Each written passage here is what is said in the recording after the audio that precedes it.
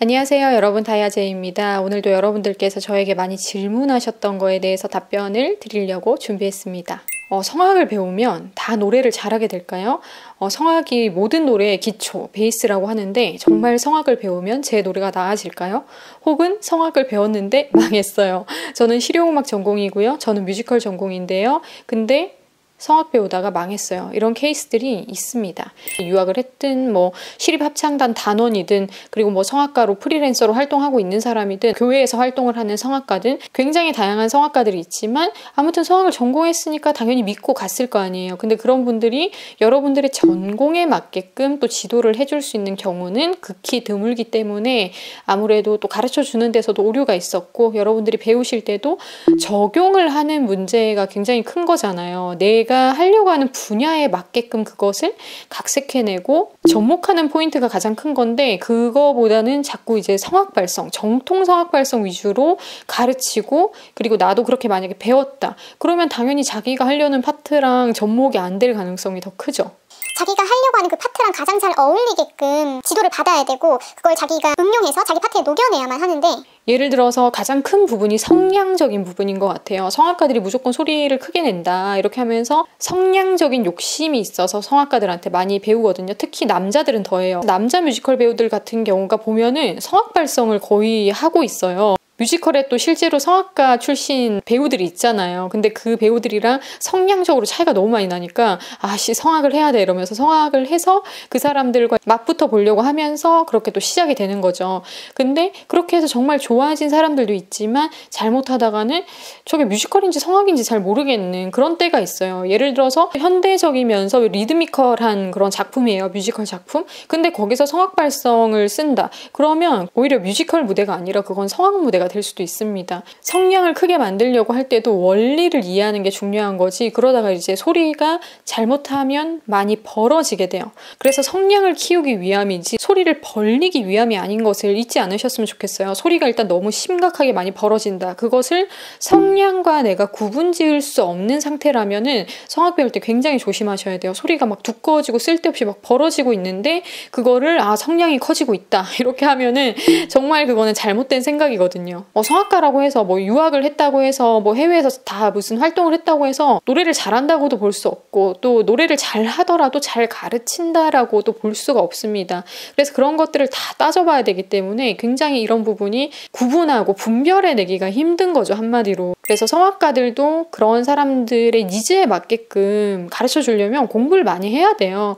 그러니까 갑자기 생뚱맞게 성악만 하고 성악만 접하다가 그런 사람들의 니즈를 들어주려고 하면 실용음악에서 넘어오고 뮤지컬에서 배우려고 오는 사람들을 다 이렇게 품으려고 하면 전혀 발성적인 이해가 안 되어 있는 상태에서 가르치니까 순도 100%의 성악 발성을 가르치게 된단 말이에요. 그러면 당연히 그 사람을 성악가로 만들게 되지 뮤지컬 배우 활동을 하는 데 있어서는 크게 도움이 안 된다거나 오히려 그 사람의 발성을 망쳐놓을 수도 있어요. 그래서 되려 양심적인 성악가들은 자기가 그냥 얘기를 해요. 나는 정통 성악만 해서 이거는 못한다 이렇게 얘기를 하는데 차라리 그런 게 낫습니다. 근데 정통 성악도 제대로 이해를 못하고 가르치는데도 재주가 없는 사람이 나 잘해 나 이런 이력 있어 이러면서 그런 사람들 다 니즈 들어주고 케어하다가 굉장히 이상한 성악 발성을 만들어 놓기도 해요. 아예 노래를 배우다가 이렇게 몸이 돌아가는 것까지 봤었거든요. 그래서 그런 사람이 찾아오는 경우도 되게 많아요. 노래를 너무 이상하게 배우는데 선생님도 그걸 모르고 그걸 배우는 사람도 그냥 막 열정에 불타서 몰랐는데 몸에 변형이 올 정도인 거예요. 척추가 막 휘어지고 곱추가 되고 턱이 완전히 삐뚤어지고 돌아가고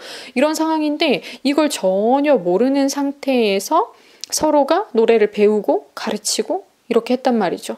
그래서 이런 거는 정말 예민하게 봐야 되는 문제고 자신 없으면 사실 안 가르치는 게 맞고요. 그리고 배우는 사람으로서도 그런 데에 대해서 확신이 없다. 그리고 그러한 데이터가 없어요. 만약에 이 사람이 성악가로서 뮤지컬이나 실용음악을 가르쳤을 때 엄청난 이렇게 드라마틱한 변화가 있는 것을 확인한 적이 없다. 그러면 당연히 조금은 자기가 분별하는 데 있어서 더 예민해질 필요가 있는 거죠. 그래서 항상 성악을 배우면 이 기초 베이스 때문에 내 노래가 탄탄해질 것이다.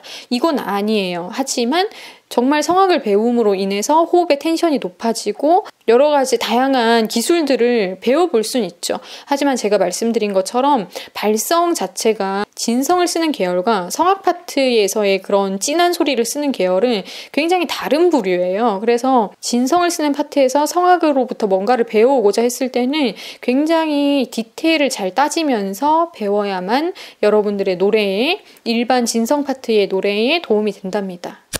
저도 이걸 연구하고 공부하면 공부할수록 굉장히 이게 예민한 문제라고 생각이 들더라고요. 그냥 무턱대고 사람을 가르치면 되는 게 아니라 명확하게 분류도 지을 수 있어야 되고, 그 발성 안에서도 다 다르지만 그 다른 장르 안에서도 또 더 좋은 걸 항상 가르쳐줘야 되고, 이런 입장이다 보니까 오래 이 일을 해온, 그러니까 굉장히 복합적인 거를 세분화해서 가르쳐온 저도 항상 신경을 쓰고 공부를 하고 이 사람에게 맞는 걸 하려고 굉장히 신경을 많이 쓰거든요.